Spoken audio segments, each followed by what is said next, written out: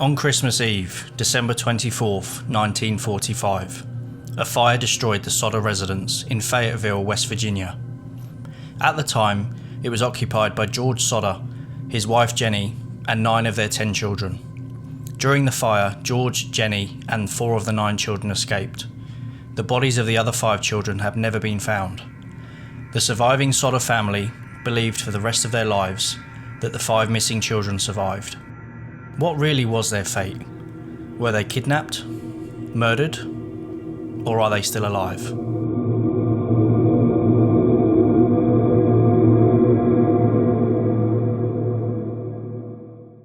Our episodes deal with serious and often distressing incidents.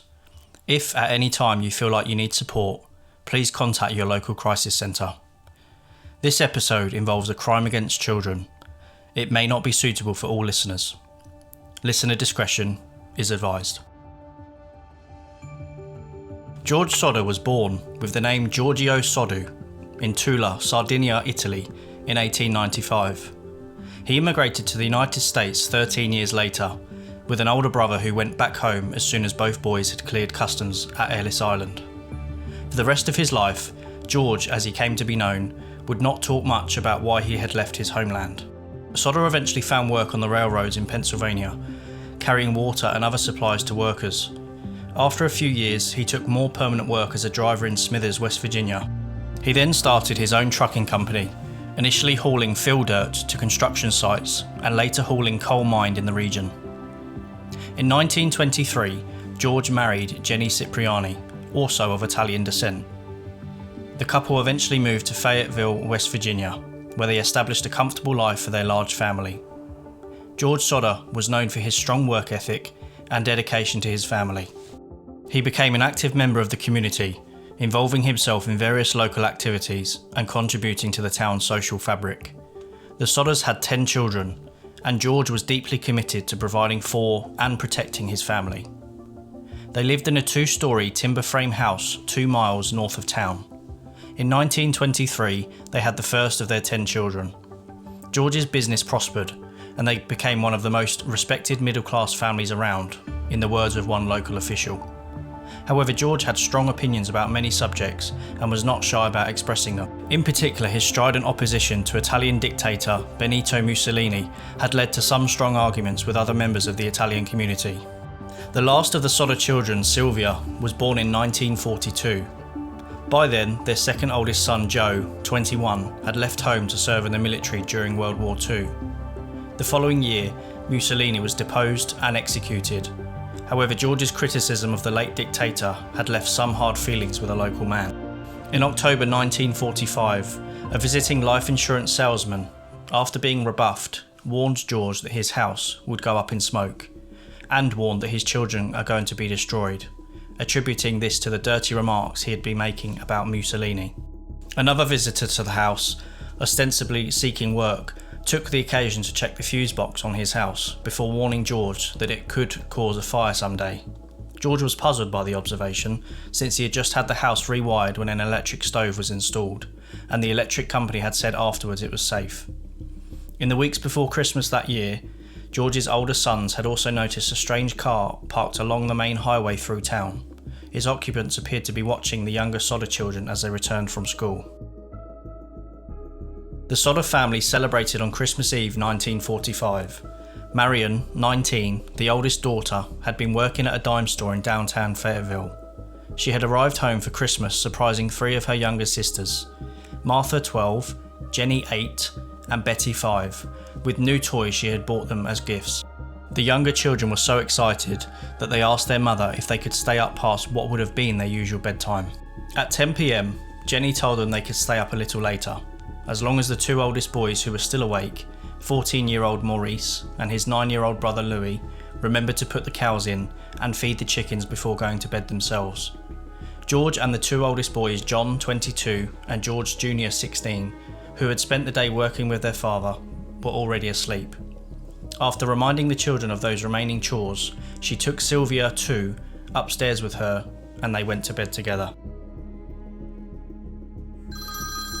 Jenny was awoken to the telephone ringing at 12:30 a.m. She got up and went downstairs to answer it.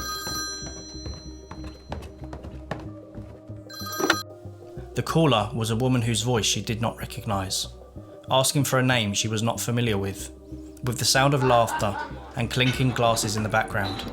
Jenny told the caller she had reached a wrong number, later recalling the woman's weird laugh.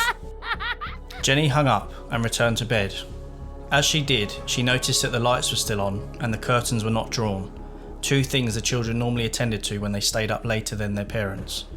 Jenny went to investigate. Marion had fallen asleep on the living room couch, so Jenny assumed the other children who had stayed up later had gone up back to the attic where they slept. She closed the curtains, turned out the lights, and returned to bed. At 1 a.m, Jenny was again awakened, this time by the sound of an object hitting the house's roof with a loud bang. Then a rolling noise, as if the item were rolling off the roof. After hearing nothing further, she went back to sleep. After another half hour, she woke up again, smelling smoke. When she got up again, she found that the room George used for his office was on fire around the telephone line and fuse box. Jenny woke him and in turn woke his older sons. Both parents and four of their children, Marion, Sylvia, John and George Jr., escaped the house. They frantically yelled to the children upstairs but heard no response. They could not go up there as the stairway itself was already aflame. John said in his first police interview after the fire that he went up to the attic to alert his siblings sleeping there, though he later changed his story to say that he only called up there and did not actually see them. Efforts to find aid and rescue the children were complicated. This was of course not uncommon given resources were limited due to the war efforts. The phone did not work, so Marion ran to a neighbour's house to call the fire department. A driver on the nearby road had also seen the flames and called from a nearby tavern. They too were unsuccessful because they could not reach the operator or because the phone there turned out to be broken. Either the neighbour or the passing motorists were eventually successful in reaching the fire department from another phone in the centre of town. George, dishevelled and barefoot, attempted to climb the house's outside wall and broke open a window, cutting his arm in the process. He and his sons intended to use a ladder to the attic to rescue the other children, but it was not in its usual spot, resting against the house, and could not be found nearby. A water barrel that could have been used to extinguish the fire was frozen solid.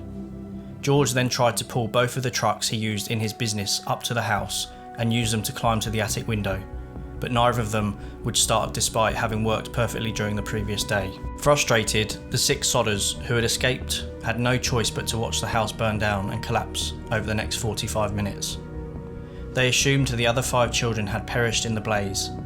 The fire department, low on manpower due to the war and relying on individual firefighters to call each other, did not respond until later that morning.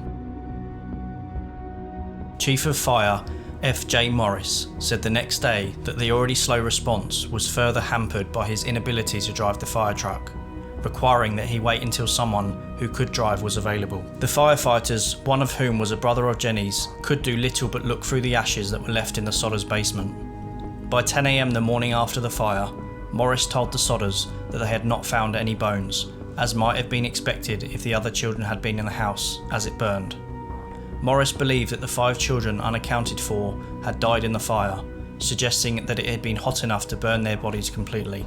Morris told George to leave the site undisturbed so that the State Fire Marshal's office could conduct a more thorough investigation. However, after 4 days of waiting, George and his wife could not bear the sight anymore, so he bulldozed 5 feet of dirt over the site with the intention of converting it to a memorial garden for the lost children. The local coroner convened an inquest the next day, which held that the fire was an accident caused by faulty wiring. Death certificates for the 5 children were issued on December 30th. The local newspaper contradicted itself, stating that all the bodies had been found, but then later in the same story reported that only part of one body was recovered. George and Jenny were too grief-stricken to attend the funeral on January 2nd, 1946, although their surviving children did. Not long afterwards, as they began to rebuild their lives, the Sodder family started to question all the official findings about the fire. They wondered why, if it had been caused by an electrical problem, the family's Christmas lights had remained on throughout the fire's early stages when the power should have been out. They then found the ladder that had been missing from the side of the house on the night of the fire at the bottom of an embankment 75 feet away. A telephone repairman told the Sodders that the house's phone line had not been burned through in the fire, as they had initially thought, but cut by someone who had been willing and able to climb 14 feet up the pole and reach 2 feet away from it to do so. A man whom neighbours had seen stealing a block and tackle from the property around the time of the fire was identified and arrested. He admitted to the theft and claimed he had been the one who cut the phone line, thinking it was a power line, but denied having anything to do with the fire. However, no record identifying the suspect exists, and why he would have wanted to cut any utility lines to the Sodder house while stealing the block and tackle has never been explained. In 1968, Jenny said that if the man had cut the power line, she and her husband, along with their other 4 children, would never have been able to make it out of the house. Jenny also had trouble accepting Morris's belief that all traces of the children's bodies had been burned completely in the fire. Many of the household appliances had been found still recognisable in the ash, along with fragments of the tin roof. She contrasted the results of the fire with a newspaper account of a similar house fire that she had read around the same time that killed a family of 7. Skeletal remains of all the victims were reported to have been found in that case. Still not convinced, Jenny conducted her own experiment and burned small piles of animal bones to see if they would be completely consumed. None ever were.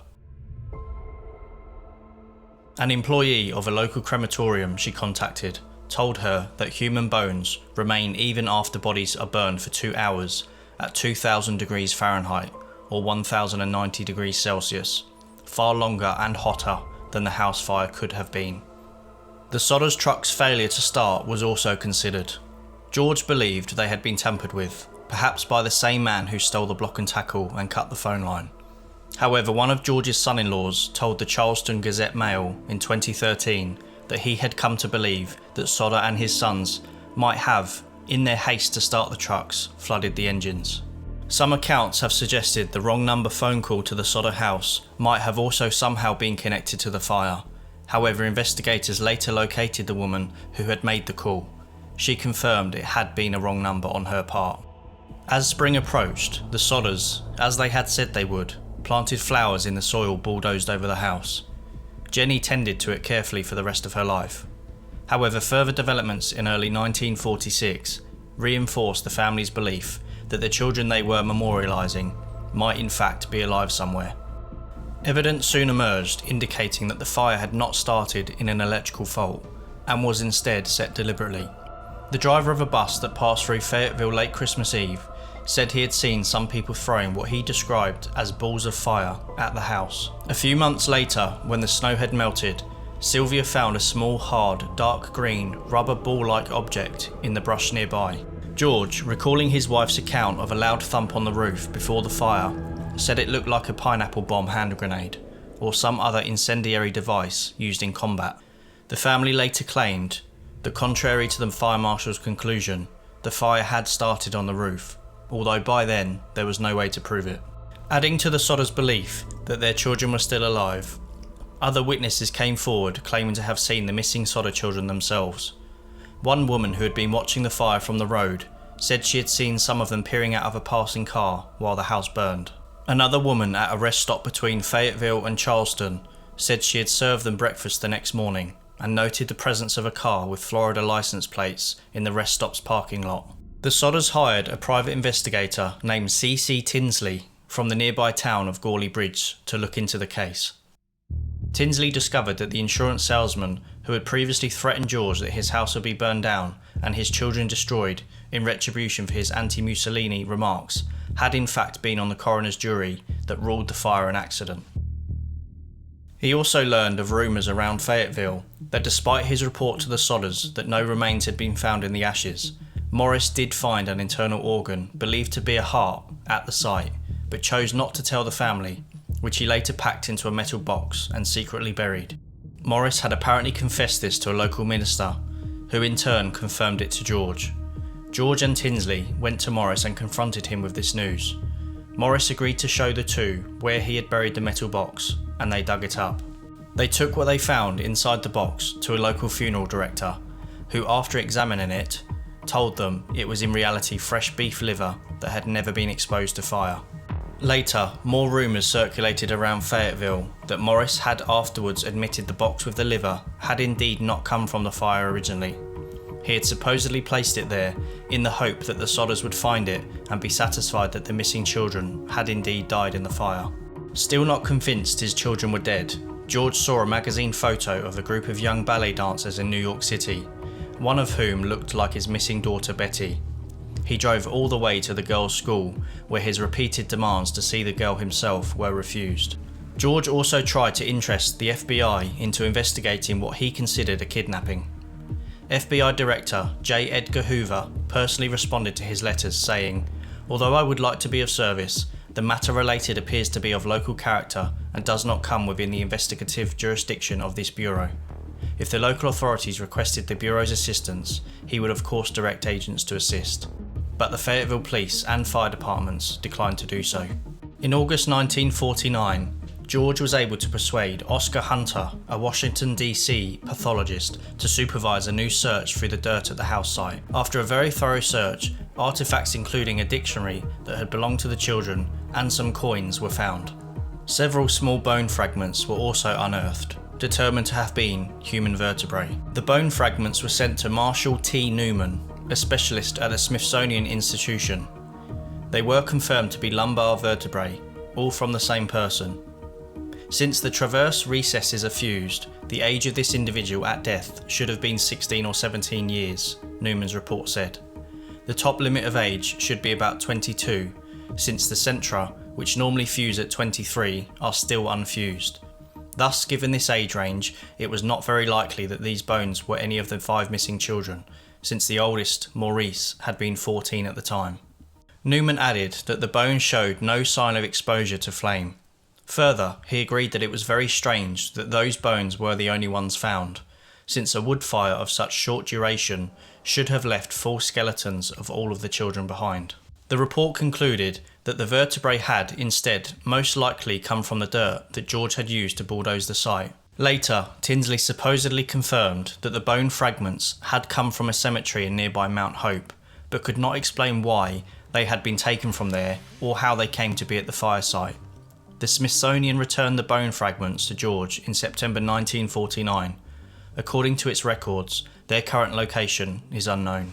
The investigation and its findings would go on to attract national attention, and the West Virginia legislature held 2 hearings on the case in 1950. Afterwards, however, Governor Oki L. Patterson and State Police Superintendent W. E. Burchett told the Sodders the case was hopeless and closed it at the state level. The FBI decided it had jurisdiction as a possible interstate kidnapping, but dropped the case after 2 years of following fruitless leads. With the end of official efforts to resolve the case, the Sodder family did not give up hope. They had flyers printed up with pictures of the children, offering a $5,000 reward, soon doubled, for information that would have settled the case for even one of them.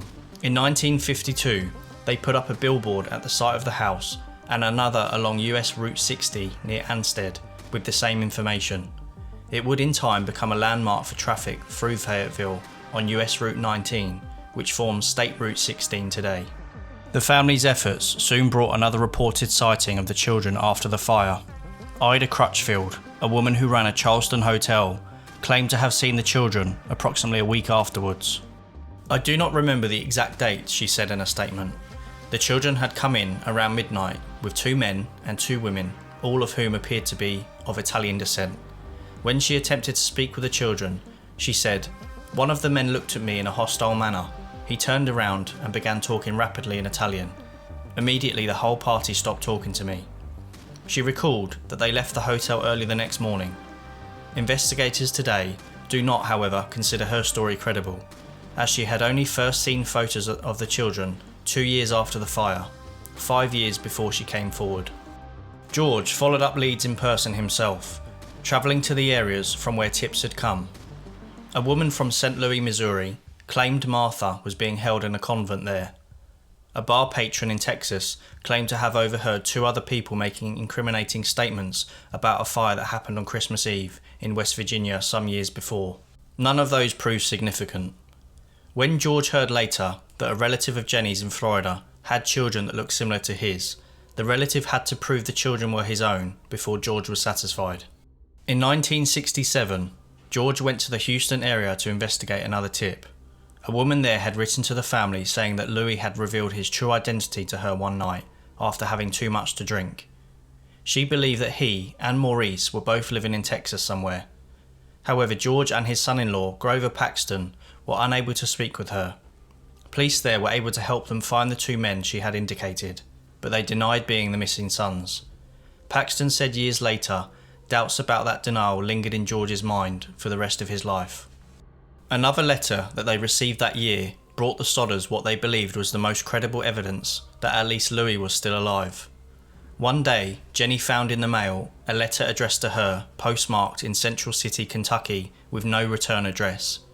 Inside was a picture of a young man of around 30, with features strongly resembling Louis', who would have been in his 30s if he had survived.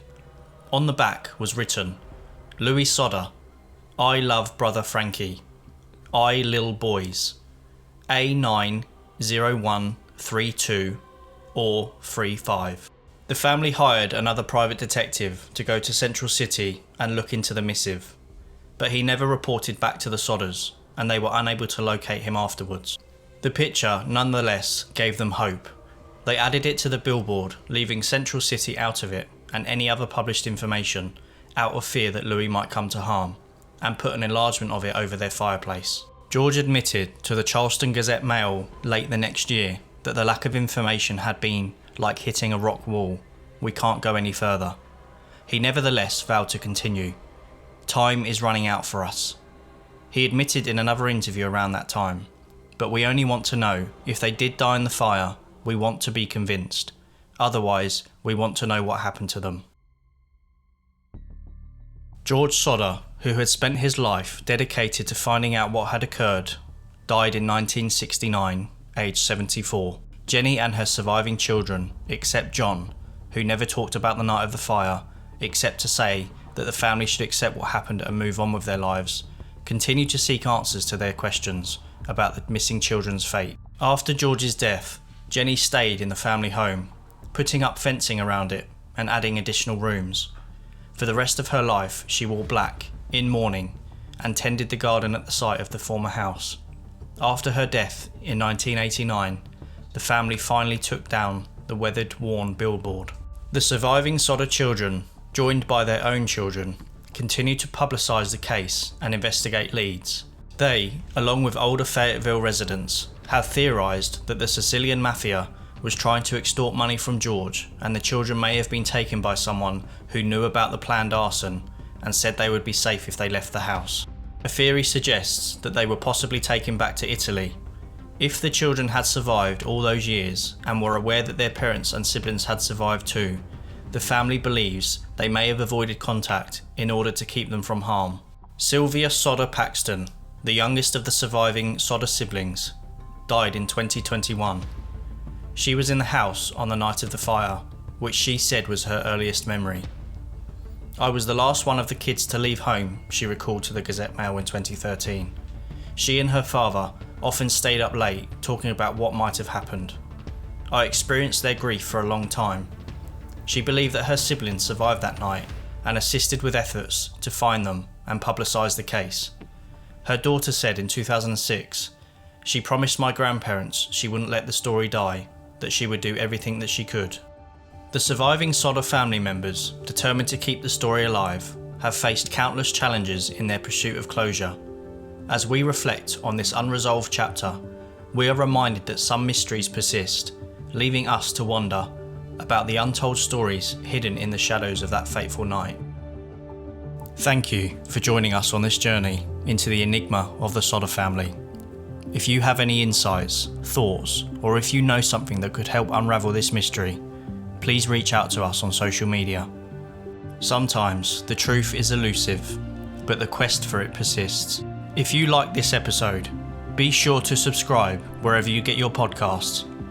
Follow us on social media and check out our website at shadowcrimes.com, where mysteries thrive and shadows speak.